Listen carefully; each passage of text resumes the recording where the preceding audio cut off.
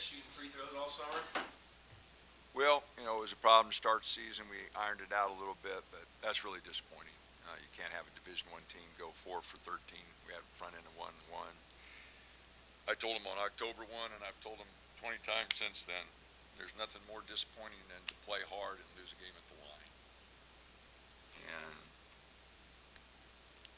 4 for 12 with one front end, 4 for 13. You don't even give yourself a chance. And they shot them good.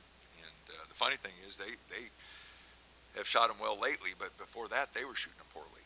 And but we haven't shot them well all 3 games. And guys have gotten in the gym and shot them, but sure didn't pan out tonight. But we got out rebounded. We fell asleep. Our attention to detail wasn't what it needed to be. Even the last possession where Chucky hit the 3, we figured he was going to take it. We said, don't leave him, and we left him. And so that was out of a timeout.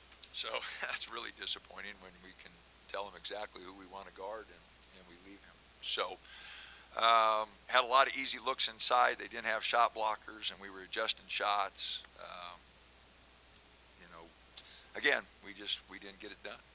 We had our opportunities, and guys played hard. We had 40 deflections, so I mean we were playing hard. We didn't play very smart. We played hard, but we did not play smart.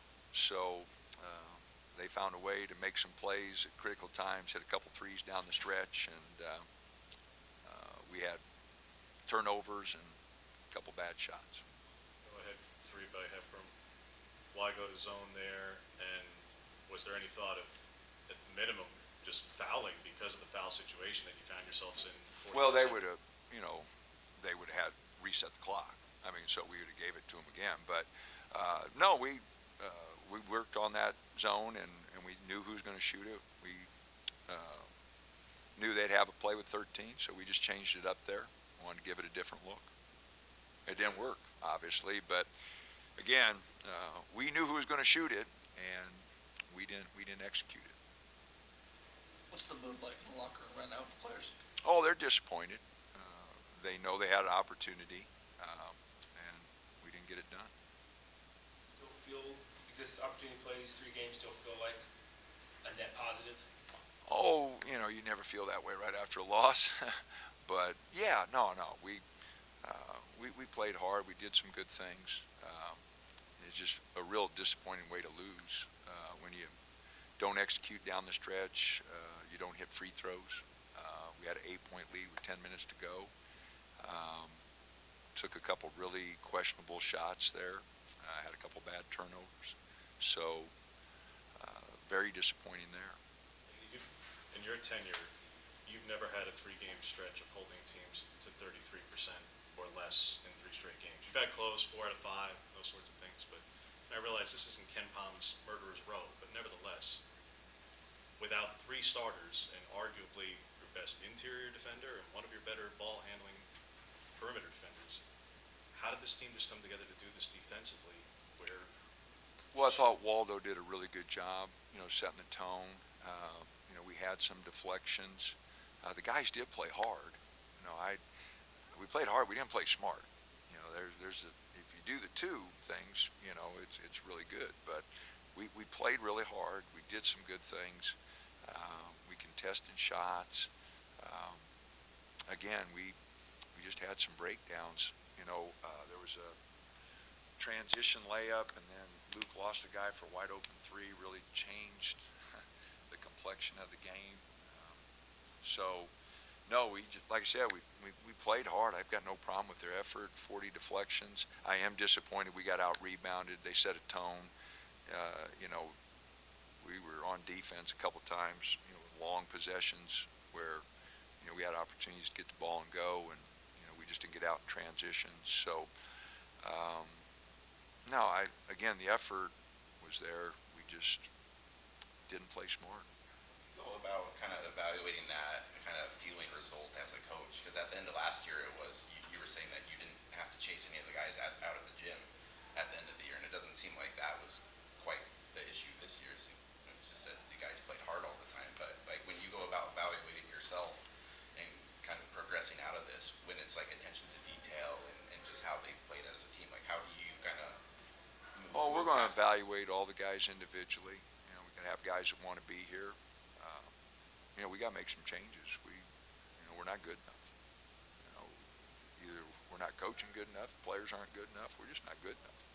And we got to get better. So if that means changing personnel, if that means getting in the gym more, but we're not good enough. So I've got to start with me. I'm not good enough. And then we go right down the list. But, 20, 21 and 15 or whatever we are, I'm not good enough. So we're going to get better. I got to do a better job. We're going to get after players. If they're going to stay here, they're going to work their ass off. And if they don't, then we got to find somebody who will. We got too good a situation here. We got facilities, and we got a lot of support staff that wants these guys. We got Cliff in the weight room. He's an NBA weightlifting coach. We got the Mariota Center over there. We got a nutritionalist. We give these guys every advantage, and they've got to take advantage of it. And so, again, that goes in the evaluation, and we'll make some changes. Jermaine and Nate have said that they intend to return. Obviously, Will's out of time, but has Dante indicated to you? Has Quincy? Well, we'll have meetings with all the guys. They're in finals this week, so I don't want to pressure them too much. We got spring break next week, so but we'll grab a couple of them. We'll start making some decisions pretty quickly. Talk about the staff, Dana. I'm not a guy who says, oh, well, just more is automatically better, but it has stood out at times in non-conference play where there have been, whether it's Houston, Baylor, who come in here and they have 20 guys in suits on the bench. And I'm not saying that's the answer, but philosophically, do you look at things like that when you talk about coaching and other things? Do you think you need more people? James, that goes in the evaluation. What are we not giving our players? What are we not doing as a staff? And if that means more people, then I'll go to Rob and beg. But you see the commitment Wisconsin makes. They get their cheerleaders, their band. It's and we make a commitment. Don't get me wrong here, but I mean you can just see how important it is, and it was important to them. It was important to me, and I was, what the heck? We should have more people here tonight. All right. I mean, these guys have played hard. Okay, 3,300 people. It's not good enough. And if it's me, then get rid of me. If you need somebody else to be a promoter, do something. But 3,300 people is embarrassing. It really is. I'm not in a very good mood. You can tell that. But it does speak to a season-long issue because this was the lowest attendance you guys have had. Yeah. So it's not like you're just saying. And that's what I'm saying, James. If it's me, then make the change. Make the change. Somebody will hire me somewhere. I'll go coach junior college ball again. I love junior college ball. Those guys were dogs. They wanted to be in the gym all the time. All right, I love coaching. But 3,300 people for Wisconsin. I was disappointed. So, and I appreciate the people who came. That's 3,300 people who did come. Great. I sure appreciate it. And the people who have stuck with us. And but again, I'm not a promoter. I'm not out in the public. I don't have the Twitter and all the stuff. My job's to coach. My job's to get the team and coach them. And I'm not out there. God, I'm so bad at promoting and doing those things. But we have won 20 games for a long time, and we have been in postseason 13 years in a row. And I know, hey, this is the NIT, it's not the NCAA. I understand that.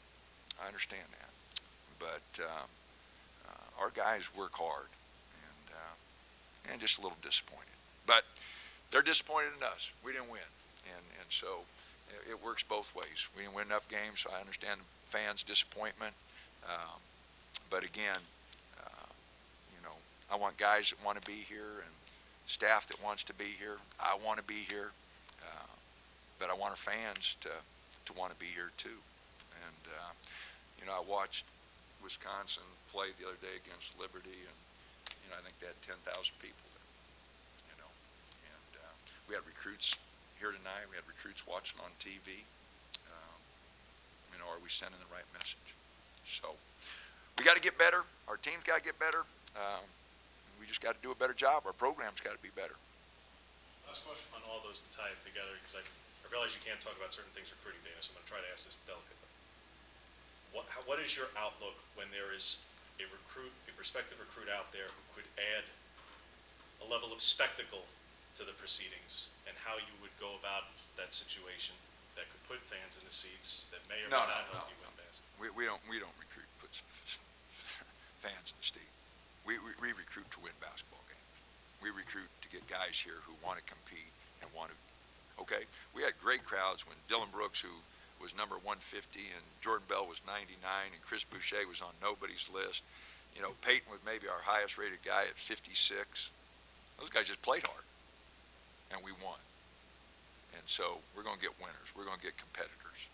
And if people appreciate that, great. And if they don't, then, like I said, but our program's going to be about guys who want to be in the gym, want to compete here, and want to get better. And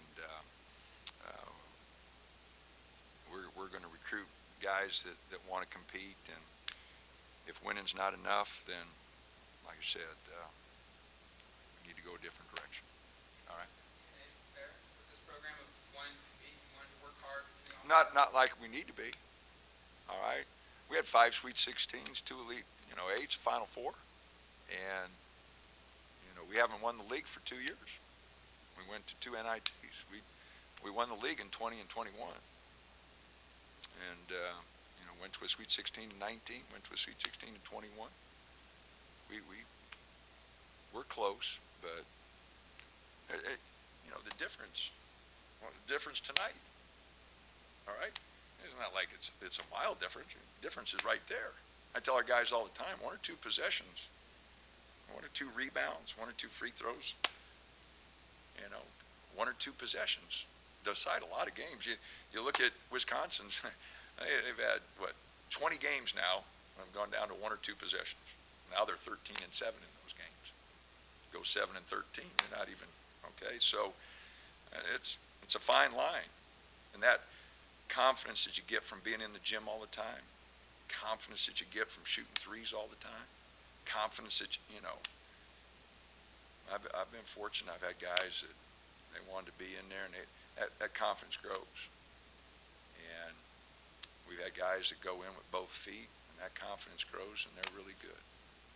And we have to evaluate each individual. And like I said, if anybody's got doubts about whether they want to be here, they're answering their question right away, because you got to be all in. You got to be all in. So we're going to find those guys that are all in. We're going to get better, and hopefully stay a little healthier next year. I hate to make excuses, but yeah, I was looking,